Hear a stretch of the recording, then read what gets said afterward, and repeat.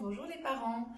Aujourd'hui, avec Kiki Bigoudi, on est à la garderie et j'ai choisi pour vous une histoire, l'histoire d'Aya et sa petite sœur. Aya et sa petite sœur, de Yoriko Tsuitsui et Akiko Hayashi.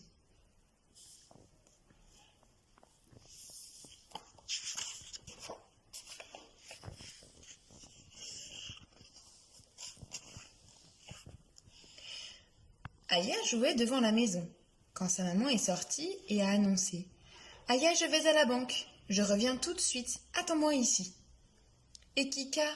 a demandé Aya. « Ta petite sœur vient juste de s'endormir, je suis sûre qu'elle dormira encore quand je rentrerai. »« Bon d'accord, à tout à l'heure. » Et maman est partie en courant.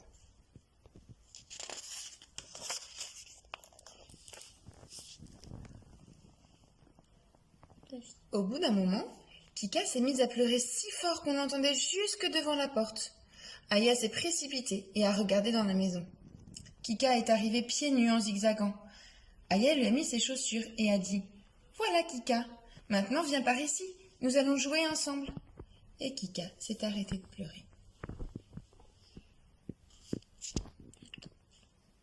Ça marche pas. Ah non, c'est. Kika a commencé à s'éloigner. « Non, non, Kika, pas par là, viens ici. » Aya a pris sa petite sœur par la main. La main de Kika était toute petite et toute douce. Aya s'est sentie tout à coup devenue une grande fille.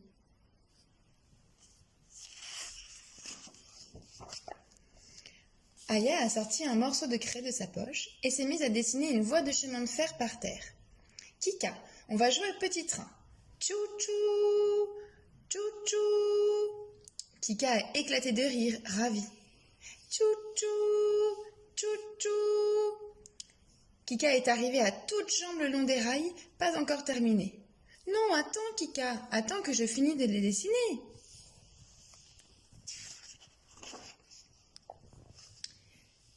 Kika s'est arrêtée net. Aya voulait faire plaisir à sa petite sœur et s'est donné beaucoup de mal. Ça va être une très longue voie de chemin de fer.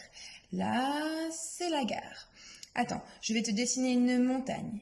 Et, oh regarde, un tunnel. Ça y est Kika, tout est prêt. Aya a levé la tête. Mais Kika avait disparu. Aya a regardé autour d'elle, affolée. À droite, à gauche, elle a regardé partout. Mais Kika avait disparu. Tout à coup, les freins d'une bicyclette ont crissé dans la grande rue.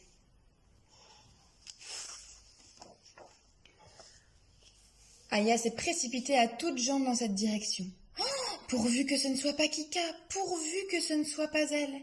Elle avait très peur, son cœur battait très fort.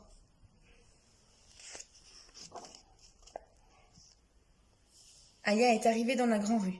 Oh, ouf, ce n'était pas Kika qui avait été renversée par la bicyclette.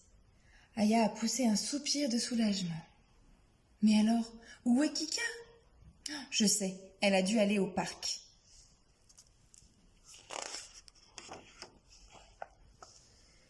Aya a couru tout droit vers le parc où sa maman emmenait jouer Kika tous les jours. Ah ah! Au loin, Aya a aperçu une petite fille. « Kika !» a hurlé Aya.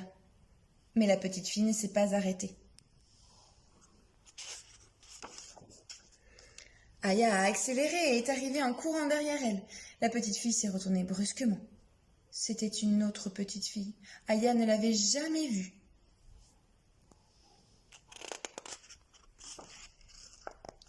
Aya s'est remise à courir. Derrière le tournant, elle entendait les pleurs d'une petite fille. Juste à ce moment, un homme a tourné le coin. Il tenait une petite fille par la main. Aya a retenu sa respiration. Mais cette petite fille-là aussi était une inconnue. « Les petites filles qui n'obéissent pas à leur papa ont toujours des ennuis », a marmonné le monsieur à la petite fille quand Aya les a croisées. Aya s'est remise à courir. « Kika! Kika !» Plus Aya approchait du parc, plus elle courait vite et plus son cœur battait fort. Elle est enfin arrivée au parc. La voilà! Kika était bien au parc. Elle jouait dans le bac à sable. Cette fois-ci, pas d'erreur. C'était vraiment Kika.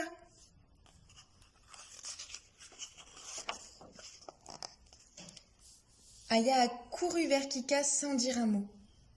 Kika, quand elle l'a reconnue, lui a fait coucou avec une main toute pleine de sable.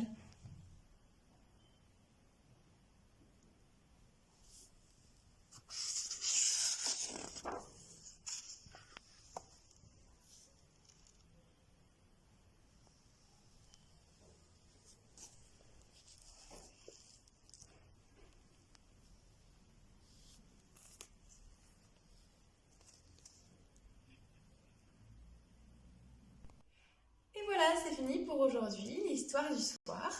Kiki Bigoudi vous dit au revoir et à bientôt pour une nouvelle histoire.